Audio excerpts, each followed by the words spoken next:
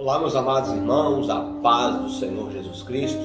Estamos aqui uma vez mais para mais uma meditação da Palavra do Senhor, falando sobre a Escola Bíblica Dominical, nossa primeira lição do terceiro trimestre de 2022. É com muita alegria que nós estamos aqui para a nossa leitura diária de hoje, quarta-feira. Nós vamos meditar justamente no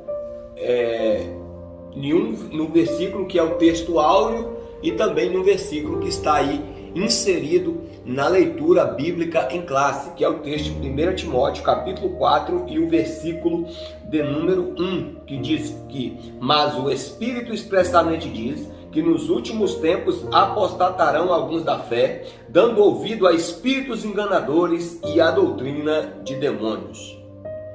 Então, como nós já falamos aqui em ocasiões passadas, o apóstolo Paulo está falando algo revelado pelo Espírito Santo de Deus, que era o Espírito que estava comunicando, o Espírito de Deus que estava comunicando a ele, que nos últimos tempos, e nós já explicamos aqui o que significa essa expressão últimos tempos, né? Nós já ressaltamos aqui para os irmãos o que significa. É o período entre a ascensão de Jesus e o retorno dele, aí independentemente de linhas escatológicas, né? Mas esse período entre a ascensão de Jesus e o retorno de Jesus, nós chamamos de últimos tempos, né? Paulo diz claramente que alguns apostatariam da fé, dando ouvido a espíritos enganadores. Veja que um dos primeiros sinais, lá em Mateus 24, quando Jesus fala sobre a volta dele, sobre os eventos relacionados ao fim do mundo, quando os discípulos perguntaram para ele: Senhor, que sinais haverá dessas coisas, da tua vinda e do fim do mundo? O primeiro sinal que Jesus deu foi: acautelai-vos que ninguém vos engane. O apóstolo Paulo também fala algo semelhante na primeira carta a Timóteo, quando ele fala dos homens enganadores. Lá na segunda carta também, no capítulo 3, ele fala sobre o perfil dos homens desses últimos tempos. E dentre as más características, ele fala também da questão de ser enganadores, fraudulentos. Então nós temos que tomar muito cuidado, irmãos, que até mesmo uma das maneiras mais comuns que o inimigo usa, não estou falando de sutileza de Satanás, é até mesmo através da religião. Quantas pessoas hoje que compõem, por exemplo, o hinduísmo, o budismo, o islamismo? Eu estou falando de bilhões de pessoas que estão cegas, entendeu? Por intermédio da religião, achando que estão fazendo algo bom, achando que estão fazendo algo para Deus, mas na verdade não estão. Estão literalmente enganadas. São sinceros sim nas suas religiões, mas estão sinceramente enganados. E isso é uma grande sutileza de Satanás, é enganar a pessoa em algo que tem até uma roupagem, vamos dizer assim, espiritual, né? E o texto comprova ainda dizendo: e até mesmo doutrina de demônios. Irmãos, a doutrina de demônios é aquela doutrina que vem literalmente para perverter os princípios da palavra de Deus. É aquele tipo de ensinamento que vem contra os valores eternos da palavra de Deus. Como hoje, por exemplo, nós já temos aí chamada, entre aspas, né, que igreja, que eu não considero o nome igreja um nome santo e não pode ser usada, né, dessa maneira, igreja LGBT. Isso é ridículo, isso é absurdo. Por quê? Porque é algo que vai contra os valores eternos da palavra de Deus.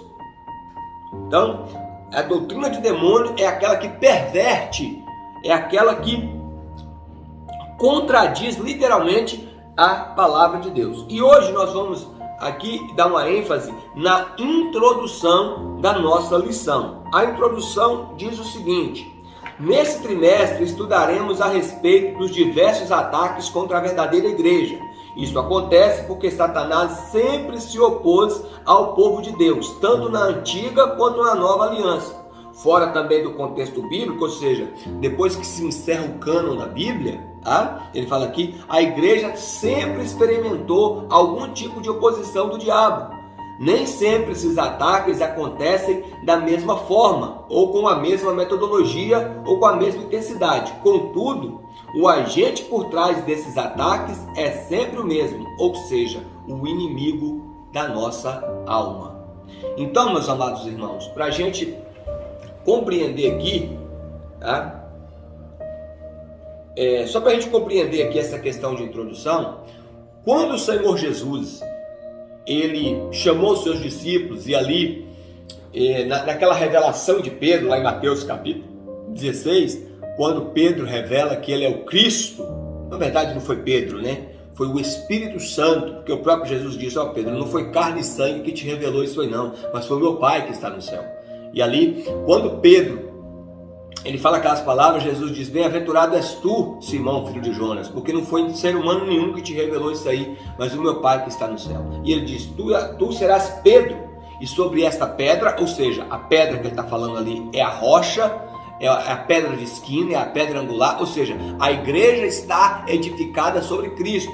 E essa é a razão de ser da igreja. Se a igreja não fosse edificada sobre Cristo, certamente ela não existiria mais. Então, mas aí Jesus fala uma palavra para a gente concluir a nossa meditação de hoje. Ele diz assim: as portas do inferno não prevalecerão contra a igreja. Ou seja, Jesus não disse que não ia lutar, Jesus disse que não ia prevalecer. Nós precisamos entender isso. É semelhante ao que Deus falou, por exemplo, para Jeremias, que ele colocou Jeremias como baluarte, como torre, como muro. Pelejarão contra ti, mas não prevalecerão, porque eu sou contigo para te livrar, diz o Senhor.